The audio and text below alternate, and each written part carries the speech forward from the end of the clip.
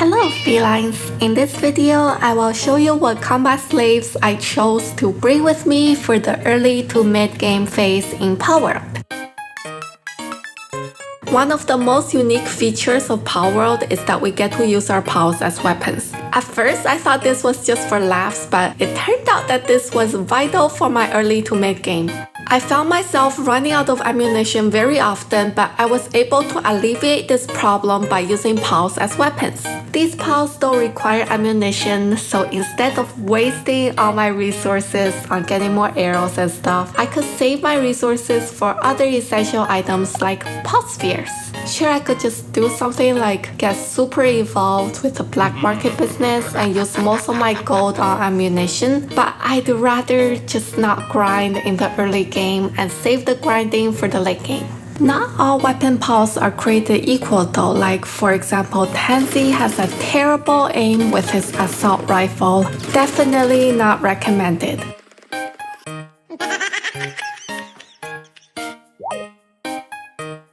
With Tocotoco, we get to control the weapon, plus it deals quite a bit of damage, but it might implode when we call it out, so we have to be extra careful about that. I think if I keep leveling it, I could let it learn new skills, so I could eventually switch implode out, but I haven't gotten the chance to do that yet. I am going to commit suicide! Unless we get the Pengullet super optimized, Pengullet's rocket launcher is going to be a one-time use kind of weapon.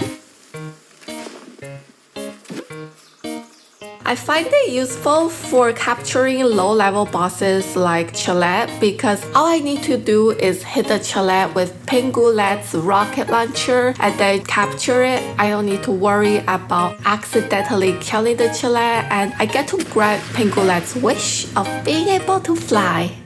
Please subscribe!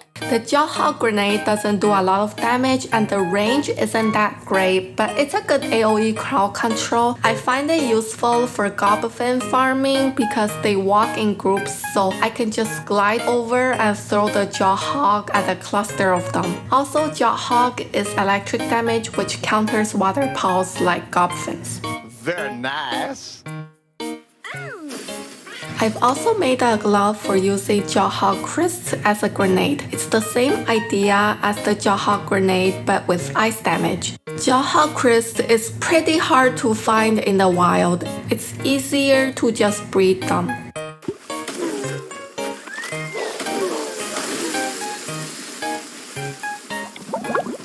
Now on to Foxparks and Lifmunk. They're gonna be the most versatile weapon PALS because they don't implode on me, we can aim with them, and they can deal a fair bit of damage. Foxparks harness allows us to pick Foxparks up and use it as a flamethrower. I like to have Foxparks in my party because it deals fire damage, which is really nice since fire is the only element that can counter two element types.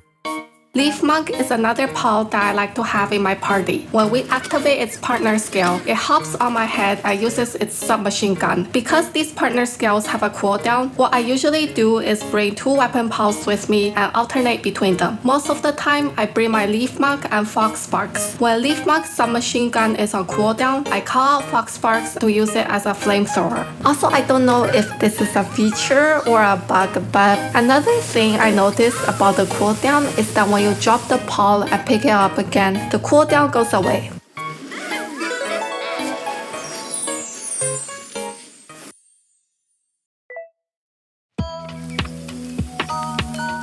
Since it feels convenient to have PALs out all the time even when they're not being summoned, I also played around with incorporating Daedream, Dazzi, and Flopie to my team. For those who don't know, we can build necklaces for them so that they can stay out all the time. We can have multiples too, like for example, we can have 5 Daedreams flying around us if we want. Daedream and Dazzi are for combat. They help us attack during combat, and although they are a lifesaver in the early game for me, they finish the wild pause faster than I could commando attack, so I stopped taking them with me in the mid game. If I have to choose between the two, I would take Dazzi over Daedream because I like how Dazzi can shock the enemy with her shockwave ability. The advantage of Daedream though is that it can be found in beginner areas, so it's easier to obtain, but you can still get Dazzi as a beginner without going to the desert. If you keep checking the syndicated thugs cages, you might be able to find Dazzi in there. That's how I got my Dazzi in the early game. Flopie, on the other hand, is for picking items up so that we don't have to. It doesn't help us attack unless we actively summon it out. It is strictly on my team for cute purposes, and therefore I don't really recommend it for any combat-oriented team builds. As for my mounts, my very first mount was a Malpaka, but I quickly ditched it after I crafted the Eikthyrdeer. I can't pronounce this deer. The purple deer is faster and it can double jump. A trick I like to use for farming low-level PALS is to just run the PALS over with my deer. It makes farming in the beginner area way easier.